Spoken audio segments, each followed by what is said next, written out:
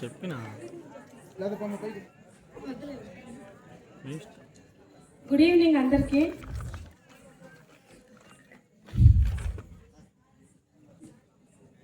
మరి ఇంతమంది మా కోసం ఇంత హార్డ్ వర్క్ చేస్తున్నప్పుడు, వాళ్ళు మాకు ఇంత నేర్పుతున్నప్పుడు, మేము వాళ్ళకి ఇవ్వగలిగే గిఫ్ట్ ఏంటి, మంచి మార్క్స్ అని వాళ్ళే తెలియజేస్తున్నప్పుడు, ఇంత చెప్పిన వాళ్ళకి ఏం వాళ్ళకి తెలియట్లేదు. ముందు ఏం మాట్లాడలేదు, ఏం ప్రిపేర్ అవ్వలేదు ముందు. కానీ చిన్నప్పటి నుంచి నిజంగానే సార్ వాళ్ళందరూ చెప్పినట్లుగా మా స్కూల్లో అదే ఇంట్లో కంటే ఎక్కువ స్కూల్లోనే గడిపాము. నేను ఇక్కడ 3rd క్లాస్ నుంచి చదువుతున్నాను. ప్రతి సంవత్సరం ఏదో ఒక కొత్త విషయం, ఏదో ఒక కొత్తది చేస్తూనే ఉంటారు, జరుపుతూనే ఉంటారు ఇక్కడ. అంటే నలంద అంటే ఎప్పుడు ఒకేలా ఉంటుంది, జరిగినవే జరుపుతూ ఉంటారు, చెప్పినవే చెప్తూ ఉంటారు, ఒకేలా ఉంటారు అని ఎక్కడా వినలేదు. నేను వస్తున్నప్పుడు కూడా, ఈ స్కూల్లోకి వస్తున్నప్పుడు కూడా భయపడుతూ వచ్చాను. అంటే నా పాత స్కూల్లో ఎలా ఉంది, ఇక్కడ ఎలా ఉంటుంది, అలా చెప్పినట్టు ఇక్కడ చెప్తారా, లేకపోతే కొడతారేమో, తింటారేమో, ఇట్లా చాలా ఆలోచనతో ఇక్కడికి వచ్చాను. కానీ ఎంతో మంచి విద్యను నేర్చుకున్నాను ఇక్కడ. అలాగే ఎస్పెషల్లీ ఈ ఇయర్ వచ్చేసి, ఇన్ని సంవత్సరాలు ఉన్న నా జర్నీ ఒక ఎత్తు అయితే, ఈ ఒక్క ఇయర్ నాకు చాలా స్పెషల్. ప్రతి ఒక్క టీచర్ పేరున చెప్తున్నాను, ప్రతి ఒక్క టీచర్ మా కోసం చాలా కష్టపడ్డారు. మాకు ప్రతి ఒక్క కొత్త విషయాన్ని నేర్పుతూనే ఉన్నారు ప్రతిరోజు.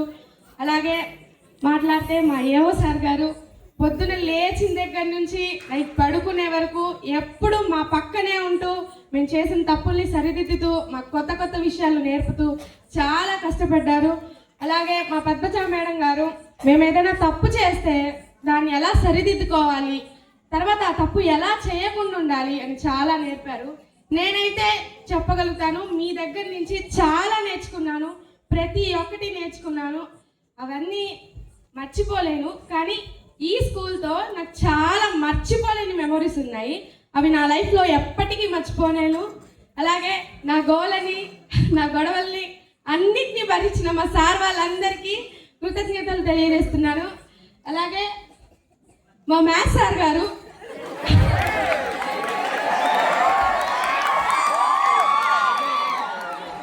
ప్రత్యేకంగా మా మ్యాథ్స్ సార్ గారికి చెప్పాలి.